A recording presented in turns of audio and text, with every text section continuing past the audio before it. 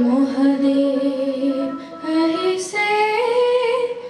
ডম্বৰু বজাইছে ও হৰি ভিক্ষা দিছাকি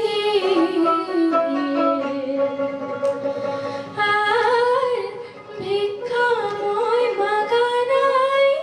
হে বন্দী হুৰি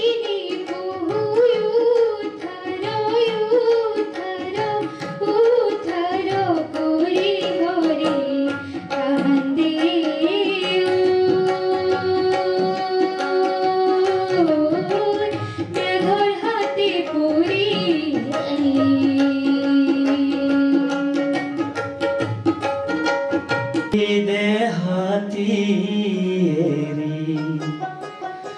হোমন্তয়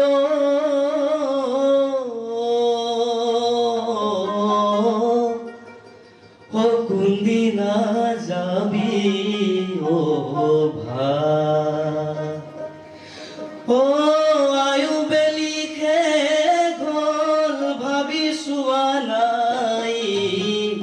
কোনদিনা যাবি ও আর উড়ি গইলা পক্ষীরা জয়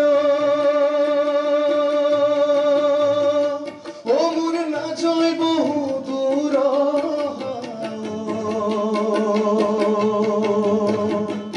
আর উড়ি গইলা পক্ষীরা জয় ও মোর না জয় বহু দূর আর ঘুরিয়া ঘুরিয়া পরে নিৰঞ্জনৰ পোৰ বহি ৰয়া যায় প্ৰতিযোগী এতিয়ালৈ 50ৰ বেছি হৈছে খুব ভাল লাগিছে আচলতে আমি ভবা নাছিলোঁ ইমানখিনি প্ৰতিযোগী হ'ব বুলি কিয়নো আমি খুব বিশেষ আমি মানে প্ৰমোশ্যনো কৰা নাছিলোঁ খালি আমাৰ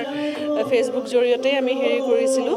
কিন্তু কামৰূপী লোকগীতৰ এতিয়া যি বুজি পালোঁ অনুষ্ঠানটো আয়োজন কৰাৰ পিছত বুজিবলৈ আমি সক্ষম হ'লোঁ যে আমাৰ যিখিনি লোকগীতৰ শিল্পী আছে তেওঁলোকে আচলতে সেই গীতখিনি পৰিৱেশন কৰাৰ কাৰণে উপযুক্ত ঠাইখিনি নাপায় প্লেটফৰ্মটো নাপায় গতিকে আমি নথৈ আনন্দিত খুব ধুনীয়াকৈ আমাৰ অনুষ্ঠানটি আগবাঢ়ি গৈছে এতিয়া আৰু তাতকৈ ডাঙৰ কথা আমাৰ জ্যেষ্ঠ যিখিনি আমাৰ শিল্পী আছে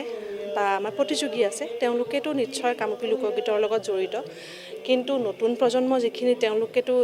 আচলতে চাবলৈ গ'লে এটা আমাৰ ধাৰণা আছে যে নতুন প্ৰজন্মৰ কামৰূপী লোকগীত বা যিকোনো লোকগীত তেওঁলোকে বৰ বিশেষ উপলব্ধি কৰিব নোৱাৰে কিন্তু মই ধন্য মই খুব ভাল লাগিছে অভিভাৱকসকললৈও মই ধন্যবাদ জনাইছোঁ তেওঁলোকে নিজৰ কণ কণ ল'ৰা ছোৱালীখিনিক কামৰূপী লোকগীত শিকাই এই মঞ্চত উঠাইছে তেওঁলোকে শিকাই বুজাই লৈ আহিছে ভাল হৈছে বেয়া হৈছে সেইটো পিছৰ কথা প্ৰাইজ পাব নাপাব সেইটো পিছৰ কথা কিন্তু তেওঁলোকে আগ্ৰহ দেখুৱাই আগবাঢ়ি আহিছে আমাৰ কাৰণে সেইটো আচলতে সেইটো ক্ষেত্ৰত আমি কিছু পৰিমাণে হ'লেও সাফল্য বুলি অনুভৱ হৈছে হয় হয় আচলতে কথাটো হৈছে কি আমি যদি অলপ বহল পৰিসৰত ভাবোঁ আমাৰ লোকগীতৰ কিছুমান নিৰ্দিষ্ট নিয়মাৱলী আছে যেনে ডগৰটো বা দোতৰাটোৰ মাজত আমাৰ বা বাঁহীটোৰ মাজত আমাৰ সীমাবদ্ধ হৈ থাকে কিন্তু এই ক্ষেত্ৰত আচলতে যদি অলপ বহল পৰিসৰত আমি ভাবোঁ তেনেহ'লে ৱেষ্টাৰ্ণ মানে ইনষ্ট্ৰুমেণ্ট আমি ইউজ নকৰাকৈ ডগৰৰ ঠাইত তবলাটো বা কিছুমান ক্ষেত্ৰত আমি স্কেলটো বিচাৰিবলৈ আমি হাৰমনিয়ামটো ব্যৱহাৰ কৰোঁ স্কেলখিনি বুজি পোৱাৰ কাৰণে বাদ বাকী কিন্তু আমি যিমান পাৰোঁ আমি ব্যৱহাৰ নকৰোঁ কিন্তু ইয়াতে এটা মোৰ কিন্তু আহে সদায় যিহেতু আমি আগৰ প্ৰজন্মই লোকগীতৰ পৰিৱেশটো লোকগীত কোনটো পৰিৱেশত গোৱা হয় তাৰ লগতে সেই কথাখিনি যিখিনি আমাৰ লিৰিক্স থাকে সেইখিনি বুজি পায় কিয় বুজি পায় কাৰণ তেওঁলোকে আমাৰ যিটো ভৌগোলিক পৰিৱেশ বৃহত্তৰ কামৰূপৰ তাৰ লগত ওতঃপ্ৰোতভাৱে জড়িত নতুন প্ৰজন্মই যিমানখিনি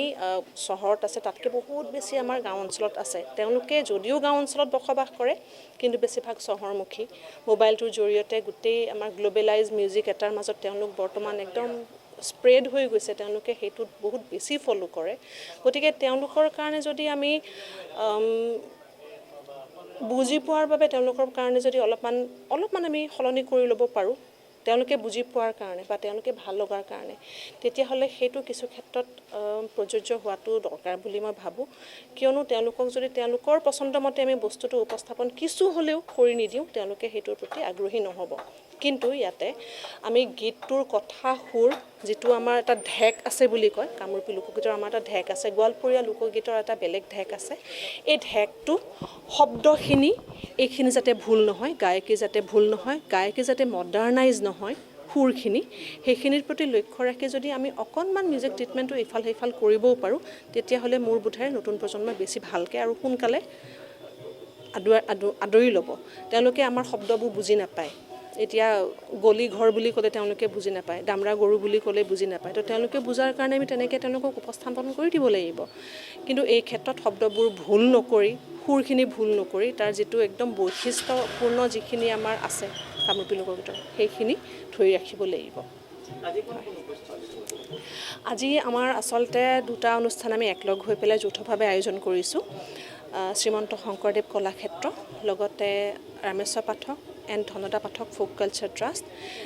দুয়োটা অনুষ্ঠানৰ উমৈহতীয়া এই প্ৰচেষ্টা। আৰু বিচাৰক হিচাপে আছে পৰেশ কাকতি ডাঙৰীয়া আৰু ধনদা পাঠক।